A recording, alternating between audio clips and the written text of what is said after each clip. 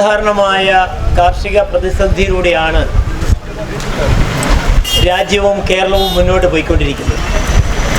ഈ പ്രതിസന്ധിയെ ഇത്രയേറെ ഗുരുതരമാക്കുന്നത് കാലാവസ്ഥാ വ്യതിയാനവും വിളനാശവും മാത്രമല്ല, അതിലേറെ നമ്മൾ ദൈനംദിനം ഓരോ ദിവസവും അനുഭവിച്ചുകൊണ്ടിരിക്കുന്നത് സംസ്ഥാന ഗവൺമെൻറ്റിൻ്റെ കുറ്റകരമായ കാർഷിക വിരുദ്ധ സമീപനങ്ങളാണ്. ഇവിടെ ബഹുമാനപ്പെട്ട സാംസ്കാരിക മന്ത്രിയുടെ ഒരു പരാമർശത്തെ സംബന്ധിച്ച് പലരും പരാമർശിക്കുകയുണ്ടായി. ഞാനുൾപ്പെടെ അത്രയും മോശമായ ഒരു പരാമർശം, അതും കേരളത്തിൻ്റെ കാർഷിക വികസന കർഷകക്ഷേമ വകുപ്പ് മന്ത്രിയുടെ സാന്നിധ്യത്തിലാണ്. അന്ന് അദ്ദേഹം പറഞ്ഞ നമ്മൾ പേർത്തും ഉന്നയിക്കുന്ന ആ വാക്കുകൾക്കപ്പുറത്ത് അതിൻ്റെ സാഹചര്യം കൂടി നമ്മളൊന്ന് പരിശോധിക്കേണ്ടതാണ്.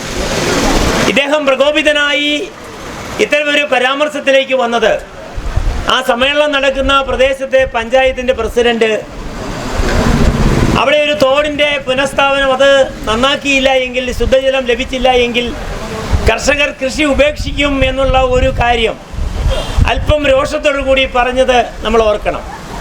അപ്പോഴാണ് മന്ത്രിയുടെ വിശ്വരൂപം, അദ്ദേഹത്തിൻ്റെ യഥാർത്ഥ സാംസ്കാരിക തനിമ നമ്മൾ കണ്ടത്. അല്ലാതെ കേവലം തമിഴ്നാട്ടിൽ നിന്നും അരിയും ഭക്ഷ്യവസ്തുക്കളും വരുന്നു എന്നുള്ള പ്രതീക്ഷ കൊണ്ട് മാത്രമല്ല. ഈ സംസ്ഥാനം ഭരിക്കുന്ന അദ്ദേഹം ഉൾപ്പെടെയുള്ള ജനപ്രതിനിധികളുടെ ധാരണ, ഇവരുടെ ഒരു ഔദാര്യം കൊണ്ടാണ് നമ്മൾ കർഷകർ ഈ സംസ്ഥാനത്ത് ഭക്ഷണം ഉൽപ്പാദിപ്പിക്കുന്നത്, തൊഴിൽ ഉൽപ്പാദിപ്പിക്കുന്നത് എന്നാണ്. ഇപ്പോൾ തൊഴിലുറപ്പ് പദ്ധതിയെ സംബന്ധിച്ച് നമ്മൾ പറയുമ്പോൾ ഈ സംസ്ഥാനത്തും രാജ്യത്തൊട്ടാകുകയും ഏറ്റവും വികേന്ദ്രീകൃതമായ, ഏറ്റവും അസംഘടിതമായ മേഖലകളിൽ ഏറ്റവും അധികം തൊഴിൽ ഉൽപ്പാദിപ്പിക്കുന്ന ഏറ്റവും വലിയ തൊഴിൽ ദാതാക്കൾ നമ്മൾ കർഷകരാണ്. ഇന്ന് പോലും നമ്മുടെ എല്ലാം ഇവിടെ സമരത്തിൽ പങ്കെടുക്കുന്ന പ്രിയപ്പെട്ട കർഷക സുഹൃത്തുക്കളുടെ പാടത്തും പറമ്പിലും അവരുടെ കൃഷിസ്ഥലങ്ങളിലും ആയിരക്കണക്കിന് തൊഴിലാളികൾ ഈ സംസ്ഥാനത്തൊട്ടാകെ പണിയെടുത്തുകൊണ്ടിരിക്കുന്ന സമയമാണ്. പക്ഷെ ഇതൊന്നും സർക്കാരിൻ്റെ രാഷ്ട്രീയ നേതാക്കളുടെ അവരുടെ പട്ടികയിൽ പെടുന്നില്ല. അതാണ് പ്രശ്നം. അപ്പോൾ ഏറ്റവും അധികം തൊഴിൽ നൽകുന്ന ഏറ്റവും വലിയ തൊഴിൽ ദാതാക്കളായ കർഷക സമൂഹത്തോട് ഏറ്റവും കുറ്റകരമായ പരമപുച്ഛമുള്ള സമീപനം ഇവരൊക്കെ പുലർത്തുന്നു എന്നതാണ് ഈ കാലഘട്ടത്തിൻ്റെ ഏറ്റവും വലിയ കാർഷിക പ്രതിസന്ധി. ഇവിടെ മന്ത്രി ഒരു തോടിന് എത്രയേറെ ഞങ്ങൾ പണം കൊടുത്തു, ഇനിയും വേണോ ഇവർക്ക്, നിനക്കൊന്നും മതിയായില്ലേടാ എന്നുള്ള ഭാവത്തിൽ സംസാരിക്കുമ്പോൾ നമ്മളറിയണം, നെല്ലിൻ്റെ വില കഴിഞ്ഞ നിരവധി വർഷങ്ങളായി കേന്ദ്ര ഗവൺമെൻറ് താങ്ങുവില ഇനത്തിൽ വർധനവ് വരുത്തുമ്പോൾ ആനുപാതികമായ വർധന കേരളത്തിലും നൽകേണ്ടതാണ്. പക്ഷേ കേരളത്തിലാണ് ഏറ്റവും അധികം നെൽവില കൊടുക്കുന്നത് എന്നുള്ള വളരെ ധിക്കാരപരമായ ഔദാര്യ വർത്തമാനത്തിൻ്റെ മറവിൽ നിന്നുകൊണ്ട് കേന്ദ്രം നൽകുന്ന തുക പോലും അതിൽ നിന്നും വെട്ടിക്കുറയ്ക്കുവാൻ വേണ്ടി പിടിച്ചു പറിക്കുവാൻ ശ്രമിക്കുന്ന ഒരു രീതിയുണ്ട്. അതുകൊണ്ടാണ് 31 രൂപ 35 പൈസ വരേണ്ട സ്ഥാനത്ത് ഇന്നും നമ്മൾ 28 രൂപ 20 പൈസയ്ക്ക് നിൽക്കുന്നത്. ഇവിടെ വിവിധങ്ങളായിട്ടുള്ള കാർഷിക വിഷയങ്ങൾ, നെൽകർഷകർ അഭിമുഖീകരിക്കുന്ന വിഷയങ്ങളെ സംബന്ധിച്ച് വളരെ ആധികാരികമായി നമ്മുടെ നേതാക്കൾ സംസാരിച്ച സാഹചര്യത്തിൽ അത്തരം കാര്യങ്ങളിലേക്കൊന്നും കടക്കുവാൻ ഞാൻ ഉദ്ദേശിക്കുന്നില്ല. കേരളത്തിലെ ഏറ്റവും വലിയ കാർഷിക മേഖല കുട്ടനാടും പാലക്കാടും തൃശ്ശൂരിലെ കോൾനിലങ്ങളുമാണെങ്കിൽ അവിടെ നിന്ന് ഉൽപ്പാദിപ്പിക്കുന്ന ഭക്ഷ്യവസ്തുക്കൾ ഈ സംസ്ഥാനത്തിൻ്റെ പൊതുവിതരണ സംവിധാനത്തിലൂടെയാണ് വിതരണം ചെയ്യുന്നത്. അപ്പോൾ നമ്മൾ അറിയണം, ഇവിടെ കർഷകന് നെല്ലിൻ്റെ വില കിട്ടിയില്ല എന്ന് പറയുമ്പോൾ നമ്മളെന്തോ അവരുടെയൊക്കെ ഔദാര്യം വാങ്ങുന്നു എന്ന ഒരു ഭാവത്തിലാണ്. പക്ഷേ നാം ഉൽപ്പാദിപ്പിക്കുന്ന, നമ്മുടെ സഹോദര കർഷകർ ഉൽപ്പാദിപ്പിക്കുന്ന ഭക്ഷ്യധാന്യങ്ങൾ ഈ സംസ്ഥാനത്തെ പൊതുവിതരണ സംവിധാനത്തിലൂടെ, PDS എന്ന് പറയുന്ന പബ്ലിക് ഡിസ്ട്രിബ്യൂഷൻ സിസ്റ്റത്തിലൂടെ, അല്ലെങ്കിൽ മാവേലി സ്റ്റോർ, റേഷൻ കടകൾ, അതുപോലെ നിരവധിയായിട്ടുള്ള സപ്ലൈകോ ഔട്ട്ലെറ്റുകളിലൂടെ വിതരണം ചെയ്യേണ്ടതാണ്. അപ്പോൾ ഇതൊരു ബിസിനസ്സിൻ്റെ ഭാഗം കൂടിയാണ്.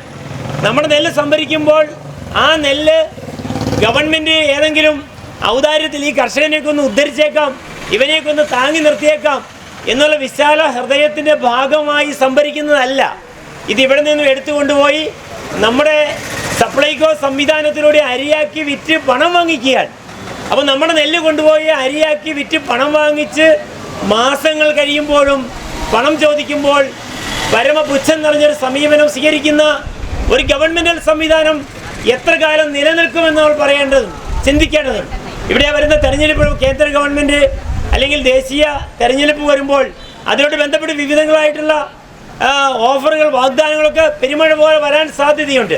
ഞാൻ ഭയപ്പെടുന്നത് ഇപ്പോൾ മാർച്ച് മാസം ആദ്യത്തെ ആഴ്ച മുതൽ നമ്മൾ കൊയ്യുവാൻ പോകുന്ന പുഞ്ചകൃഷിയുടെ വിളവെടുപ്പിലേക്ക് വരുമ്പോൾ കൂടുതൽ പ്രതിസന്ധി നേരിടുമെന്ന് തന്നെയാണ്.